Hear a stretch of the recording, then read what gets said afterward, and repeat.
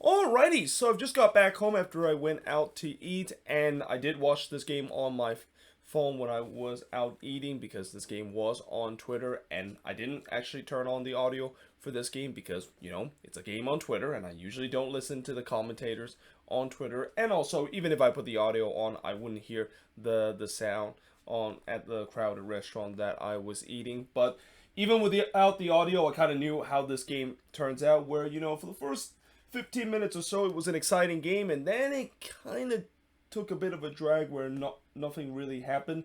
But then in the second half, Austin pretty much took over, and that's how they got all 3 points against their Texas rival, Houston Dynamo, in this game and get a 3-1 win to now climb all the way up to the top of the Western Conference and lead the Supporters Shield standings. Now, in the first half, Komanich did fire one high on the free kick, but it's actually the Dynamo that gets the opening lead of this game as Coco Carrasquilla would score from Lundqvist to give the Dynamo a 1-0 lead, and that was the first chance for the visitor in this one. So not ideal if you're Austin when you give up your first chances to Houston and they immediately score on that. But if you're the Dynamo, you will absolutely take it because this is exactly what they needed. Consider they are considered a heavy underdog coming into this game, but unfortunately, that lead would quickly evaporate because just 4 minutes later, Diego Fagundes scored an absolute golazo from about 23 yards out on the free kick. And, Fagundes was one of the player that was not selected in the All-Star roster. And don't be surprised, he might be a name that could be featured in my video talk about the biggest snub and the All-Star snub 11 that I'll make a little bit later, because he definitely took it personally with the way that he definitely played a very good game in this one once again. And he scored an absolutely beautiful free kick to give the equalizer for Austin just 4 minutes after they fell behind. Now, after that, really the game kind of become tight and the pace really seems to slow. Now, keep in mind, this game, when the temperature was measured in the beginning, and they mentioned the fact that this game was in its upper 90s. Well, actually, they didn't mention it. I did check on the. Well, I think they probably did mention it. I only watched this game on mute, but I did check the temperature in Austin, and yeah, that was kind of a typical Texas summer night where it's like in the 90s, and it feels like the pace of this game was slow because of how hot it is. And I can also tell the fact that it was hot because they did had a hydration break both have in this one, and neither team really done much on the attack, and they just kind of look a little bit slow because of the heat. And I guess maybe things eventually did get going in the second half is a combination of Josh Wolf might have made some tactics change to get this Austin team going, but also maybe the combination as we get into second half when it's pretty much fully dark and it gets a little bit cooler. That's when the pace kind of picked up because for majority of first half it was still in the hot summer or late sunshine in Austin in this one, and hence maybe that's why both of these teams were feeling a little bit fatigued from the heat, at least in the first half, and especially with the way that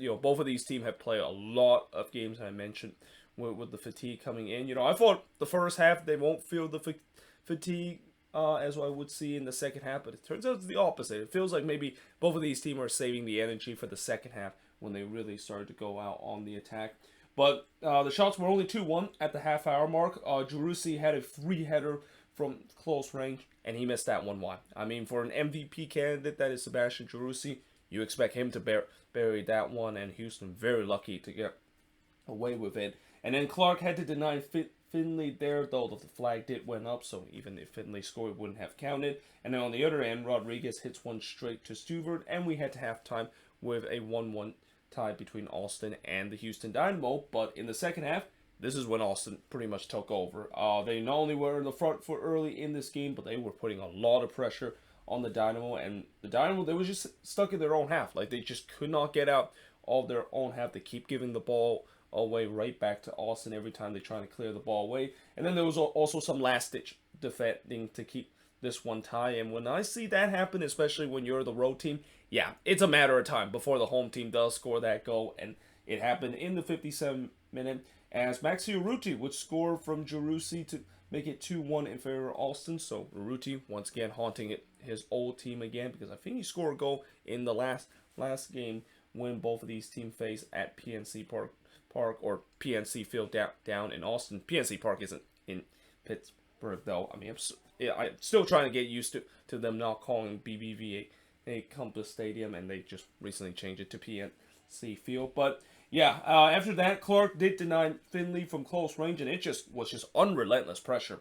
from Austin. Like, they were putting wave after wave of pressure, and Houston, they looked like they were either out of steam or just they couldn't deal with the pressure that Los Verde was putting, and they were definitely hungry to try to get the third goal. There was a dangerous cross that was put in by Komanich, but no Austin player was able to tap it in. Rodriguez did have a rare opportunity for the Dynamo in the second half, but he blasted that one into the stands.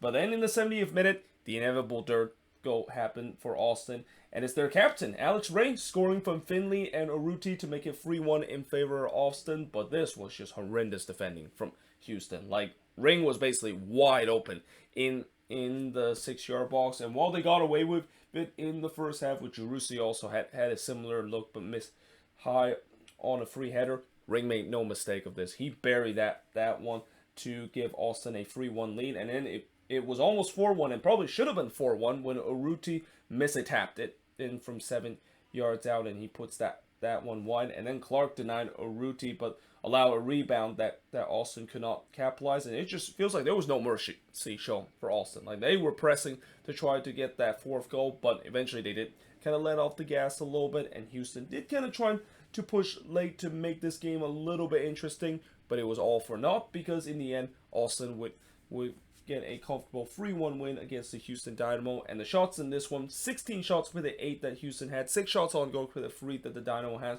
4 shots off target for the 6 that Austin has, 4 shots that was blocked for the 1 that the Dynamo has, and possession-wise, dead even at 50% for both of these teams. But, this game was really won in the second half with the way that Austin kind of run away from this game and kind of showed the quality that they had. And this is kind of a performance of why, they deserve to be at first place in the Western Conference. And albeit, we'll see what happened when I think LAFC does play on Wednesday, if I'm not mistaken. If not, Austin do have a game.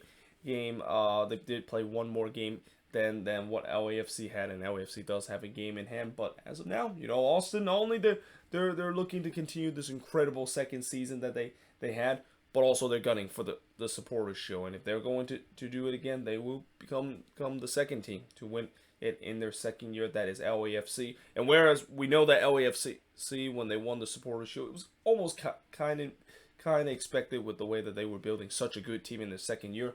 Nobody saw this one coming with Austin. And again, I think all those doubts about Austin being a pretender probably is now all gone, because this team is just red hot right now, and they're just getting hotter and hotter as the summer goes along, and the Dynamo just become the latest victim of it as they just kind of run into a red hot Los Verde train right now.